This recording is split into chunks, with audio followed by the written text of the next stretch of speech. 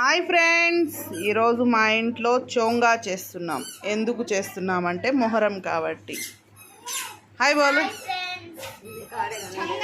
క్యా కర్తీ హే మది? ఏం చేస్తున్నావు? తెలుగు బోలు, ఏం చేస్తున్నావు? దీనికి తెలుగు రాదు ఫ్రెండ్స్.